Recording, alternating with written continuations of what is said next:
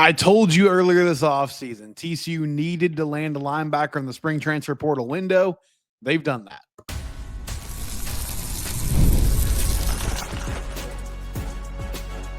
You are Locked On Horned Frogs, your daily podcast on the TCU Horned Frogs. Part of the Locked On Podcast Network, your team every day. Locked On Horned Frogs, your team every day. I'm your host, Steven Simcox. I've been covering TCU athletics for the past 12 years. We're brought to you today by Amazon Fire TV 4K Stick. We'll talk to you about that later on in the show. I also want to get into the transfer portal window is closed for football. Now, that doesn't mean TCU can't go add another player, but it does mean that in theory, there shouldn't be any more TCU football players that enter the portal. Maybe there's one more kind of straggler that got paperwork in just in time. They had to process it. But this roster, as it's currently constructed, that's what you're most likely going to see in week one against North Carolina. But we start today with two additions to the TCU football roster in the transfer portal. Michael Teason, a linebacker from Missouri State. He is going to be a Frog. They also signed a Cal safety, Ryan Yaites. Yates is originally from Denton. He's a former four-star recruit. He's played some at LSU. He's played some at Cal. Now he makes his way back home to Fort Worth to play for TCU. But let's start with Michael Teason today, because I did a series earlier this offseason where I went position group by position group. And I said, hey, at quarterback, you're set, right? You don't need to go get a transfer. At running back, I thought TCU needed to invest in one. It doesn't appear that they're going to. But one place that it was pretty obvious to me that they had to add somebody was linebacker. Now, I think your two starters are pretty solid. Caleb Alarmzor, Namdi Obizor. Two very experienced players. Caleb played a decent amount of snaps last season. He was a leading tackler at Cal 2 years ago. Namdi has played a number of snaps over the past few years. Those are your two starters. You're in good shape there. Behind those guys, you have Max Carroll and then a bunch of unknowns. Sam Haley is a true freshman. Dylan Arkansas is a true freshman. Maybe Keelan Abrams. I'm interested to see what they end up doing with him, what position he ends up at. But bottom line is there's not much depth there. And that's a position on the field where there's a ton of physicality and a high chance that with that physical play, you could end up with some injuries, right? We've seen that over the past few seasons. So I didn't think going into the year with the linebacker room as currently constructed really made much sense. Well, they made an addition in Michael Teason from Missouri State. He was an FCS freshman All-American in 2024. That's according to Phil Steele magazine. He was third on the squad with 51 tackles, had 22 solo tackles, 7 tackles for loss, a sack, and a pair of fumble recoveries. I love this for a number of reasons. First one is you need depth. You sign somebody who has played college football at a high level and has shown a lot of promise at the FCS level. So he's there in case there's an injury, in case something happens and you need someone to step in right away. He has multiple years of eligibility. So if it doesn't work out this year, not even if it doesn't work out, but if you don't see a huge impact from him this season, there is still time to get return on your investment. There won't be pressure on him to step in and be a starter right away. You've got those two guys. This is more of a rotational piece. This ad fits in with what TCU has been doing in the transfer portal so far this offseason, which is adding experienced players, for the most part, with multiple years of eligibility, who can come in and make something happen, or if they need some more time to develop, that's okay. But TCU had to have another linebacker in the fold. There wasn't a way they could go into this season. I hope Sam Haley works out. He'll have a chance to still make an impact. The great thing about this is you add one spot to this roster. And so what that means is your young guys can still step up and make plays. And if they show in fall camp unexpectedly that they're ready to go, you don't have to hold them back at all. You can still allow them to play. But you have Michael Teason now in your back pocket as somebody who can also play right away. From a size perspective, 6'2", 215 pounds. He's from St. Louis. He won a couple state titles at the Class 6 level in Missouri. Goes to Missouri State, has an All-American redshirt freshman season, and is now headed to TCU. He spent 2 years at Missouri State, didn't really play much in 2023. He played 4 games and maintained his redshirt status. This season, played in every single game. Had a scoop and score at one point this year. Was tied for the team lead in fumble recoveries. Had a 42-yard scoop and score in October against Illinois State. Had a really good game against eventual national champion North Dakota State with 7 tackles and 3 solo tackles. Had a career high 8 tackles against South Dakota State in their season finale. He's a dude that's made plays, that has showed out at the FCS level, and is now ready to step in and make something happen at the Power 4 level. But this is a good addition. You need that depth. You have that player. And again, it's another example of TCU is trying to build this team through continuity. Or I guess this year's success, what is it going to look like? It's going to be about the current players getting better more than anything. And they've been pretty selective about what additions they've made. It's all been at positions of need, and it's followed a very similar script. Staying with that, Cal transfer safety Ryan Yaites also signing with TCU. He's a former 4-star recruit out of Denton Guyer. He was a top 25 safety in the 2023 class. He goes to LSU. He had 16 tackles there as a freshman. Then he transferred to Cal. He had 16 tackles at Cal last year as well. To me, this more than anything is the coaching staff trusting Trey Watson's evaluation. If you're not familiar, Trey Watson is TCU's new safeties coach. He came over from Cal. Okay? This is a dude that he's familiar with. He knows about his game. He knows how he plays. He is a physical safety. Doesn't mean he can't cover, but a lot of his damage and a lot of his success has been playing around the line of scrimmage. And TCU needs a player like that. They're losing Abe Kamara. And you hope Austin Jordan could be that dude. Kylan Jackson made some plays over the course of spring practice and is a physical presence as well. But now you also add Ryan Yaites to the fold. Part of this, too, is they lost Colin Collier in the portal window last week. Colin Collier is a JUCO safety that he committed to play. He went through spring practice. Guess he looked at where the roster was, looked at what they were doing defensively, and said, you know what? I don't think this is a great fit for me. So he hit the portal and moved on. You replace him with a high upside former 4-star player that's made some plays at this level and hopefully is on an upward trajectory where he's going to improve year after year. He also has multiple years of eligibility. They're banking on both of these players being impact guys this season, but the good news is there's not a lot of pressure on them to just step in and be the dudes right away. Safety is the same story. Now, I think Yaites is the type of guy that could come in and compete for a starting job. But as of now, you got Bud Clark, you got Austin Jordan. Kylan Jackson, does he crack the starting rotation? Is he part of the 2 deep? You would think. Yaites coming on as well. I like both of these ads for Andy Avalos in this defense.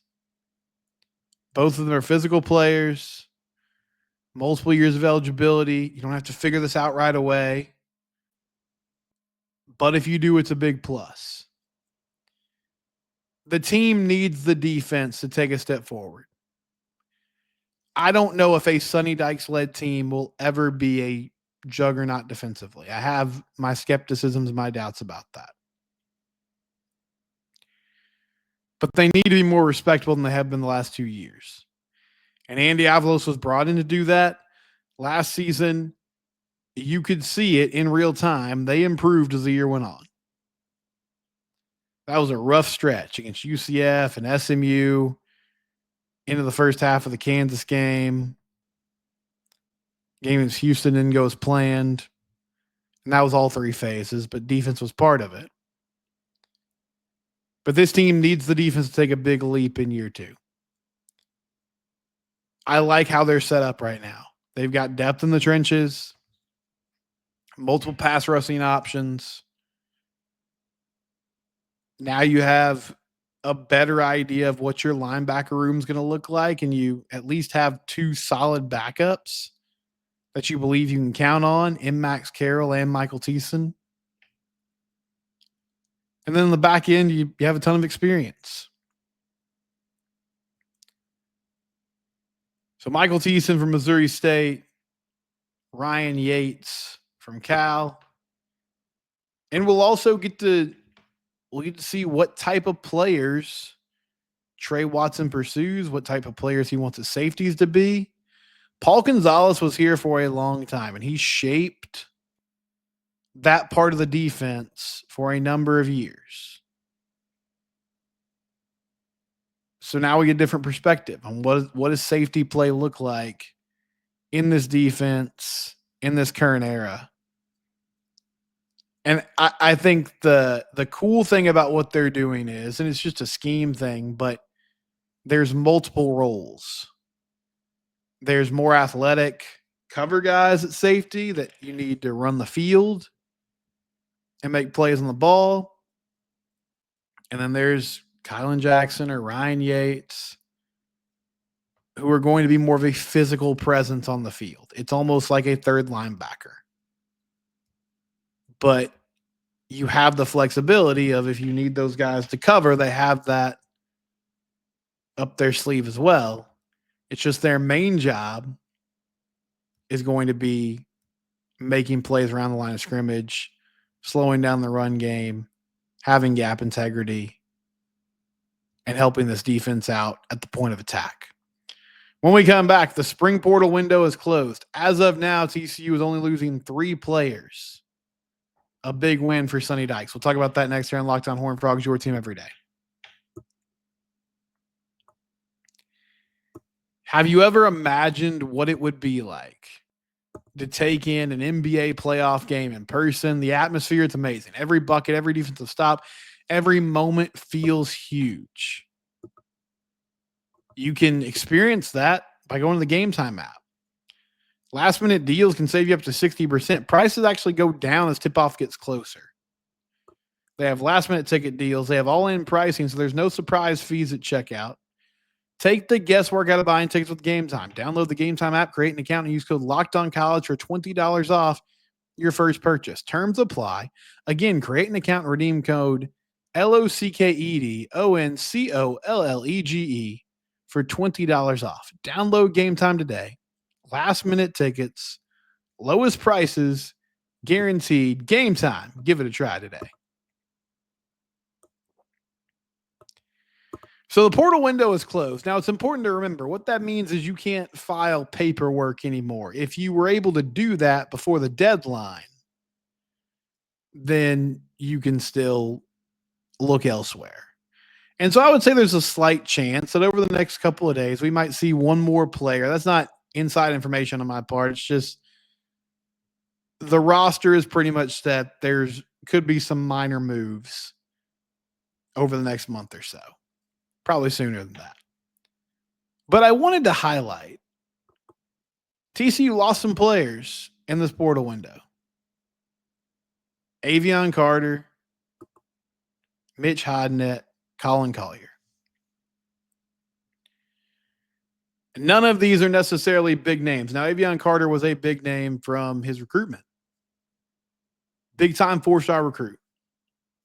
Didn't see the field much. TCU dealt with some injuries. Playing time wasn't there. Colin Collier, JUCO safety, gets to camp, looks around, decides, you know what, this isn't the place for me. And then Mitch Hodnett, to me, that's the biggest loss. I guess it's sort of a toss-up between Avion and Mitch. But for whatever reason, I just find myself giving Mitch more the benefit of the doubt of being a player. So him moving on is disappointing. But that's it. And I said recently, we were talking about Sonny Dykes and NIL and trying to recruit at a high level. To me, this is what Sonny does well. I've said before, all coaches sort of have their own identity that their teams take on or what they're good at within the coaching profession. Some people are great talent evaluators and talent acquisition folks. They find great players. They might not win the X's and O's battle each and every week, but they find people that can play. Other coaches are more like day-to-day operations, charting out a game plan that makes sense and that makes things happen. Okay? Some are better at being hands-off, kind of organizational, making sure everything within the processes are running smoothly.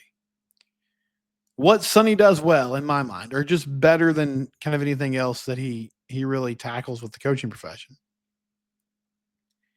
He relates to his players well. He builds a good culture. And because of that, his players seem to trust him. I mean, this crew didn't really lose a starter in the portal with the exception of Cam Cook.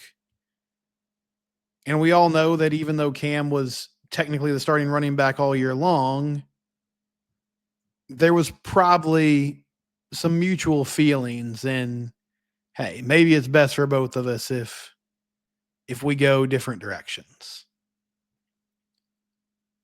But that's it.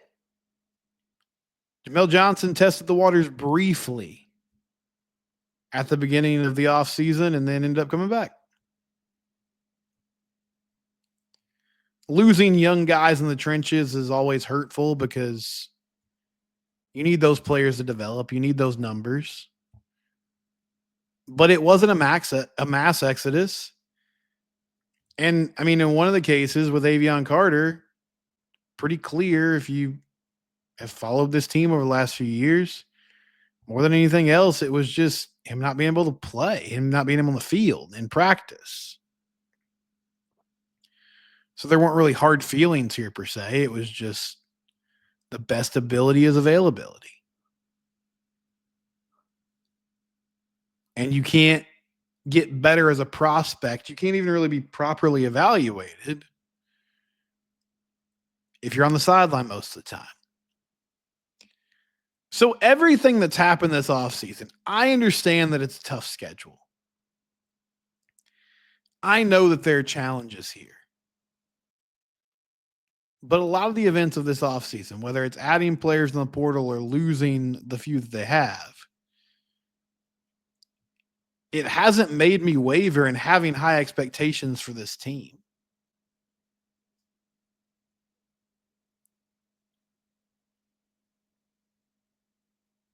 I think they should be playing for a Big 12 championship game in a few months. That's the goal to me. And I believe it's obtainable. Your quarterback's coming back. Your defense is expected to make a big leap. You've added some key players at key positions. It's not the flashiest transfer portal haul in the world, but it's good players that are at positions of need. So all of that has me optimistic and excited for what Sonny's going to do this year and what this team is going to do this year. And it starts that opening weekend of the season against North Carolina. And I think the great thing about that is, at least from an offensive standpoint, you're going to get a great feel for how other teams are going to attack you based on what Bill Belichick is going to do. When we come back, we'll get some of your thoughts on the show. It's Locked On Horned Frogs, your team every day.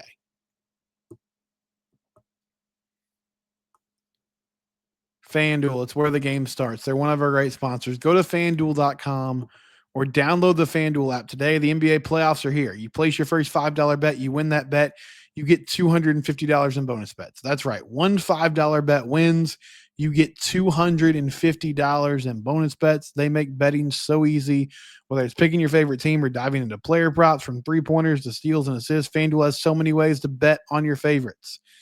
Plus, after the game tips off, you can even combine live prop bets into a same-game parlay for a chance to win big. Don't miss out. Head to FanDuel.com and claim your $250 in bonus bets today. Again, that's FanDuel.com, or try out the FanDuel app. FanDuel, a proud sponsor of the Locked On Network. Yesterday, we discussed a big addition to the 2025 class in Dion Mays, a four-star corner who was headed to Utah, had a family situation come up. He's originally he's from Arlington. That's where he played his high school ball.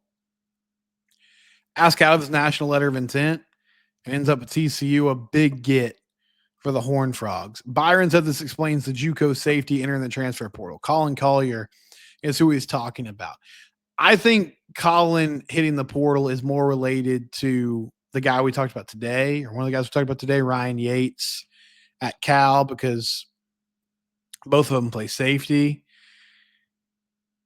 Very possible that the Collier transfer was a coaching decision. It's important to remember when we talk about the portal, sometimes it's players, looking for more money or looking for better opportunities. It can also be coaches in exit interviews. If they're not explicitly saying this, at least sort of laying out the scenario so the player can put together the pieces themselves of, I'm probably not going to play a lot here this year. Maybe it's my best interest to go somewhere else. I think the Dion Mays thing, I do not envy coaches trying to manage rosters now. And I know that it's not like you can't just add anybody and everybody. The 105 roster limit is also hanging over everybody in college football and what that's going to look like in the future. Even though it appears with this house settlement, there'll be a phasing out process. So it's not going to be all at once. But my point is, I'm not sure numbers limits matter that much anymore when we talk about high school recruiting. Like the days of, all right, let's see how many scholarships we got, and that allows us to add X number of players. I don't know how applicable that is anymore just because everything is so in flux. And that makes it challenging for the coaching staff for sure. But I believe the Colin Collier move was more about Ryan Yaites coming in from Cal than it was Dion Mays coming in as a high school player. It wasn't a transfer portal edition. I keep wanting to say that because he was at Utah, but it was essentially just him signing with TCU. Frog fan says, JP to the Bears. Does TCU want me to suffer? Frog fan is a Lions fan. So he was disappointed that Savion was in Green Bay. Another NFC North rival in the Bears. JP Richardson heads there. Yeah, I'm sorry, buddy. I do hope for both those guys so that they're successful. And I think JP Richardson has a great chance to be successful. He was so good at getting open at TCU, especially in key situations. He was a check down guy, a security blanket. Not that that's all he was, but he was a security blanket for Josh Hoover. And he could also stretch the field and make explosive plays. But he was most effective as a player that can move the chains on a consistent basis. So they're going to miss him.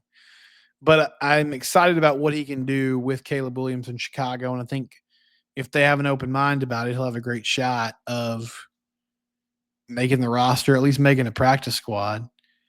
And that's not a bad gig to have. So good luck to all the TCU draftees and undrafted free agents that signed. Tomorrow, we'll continue down this road, talking a lot of portals, talking a lot of college football as we get closer and closer to fall camp. It's Locked On Horned Frogs, your team every day. We are free and available wherever you get your podcasts. We're also on YouTube. Please subscribe to the YouTube channel. It's Locked On Horned Frogs. Again, your team every day.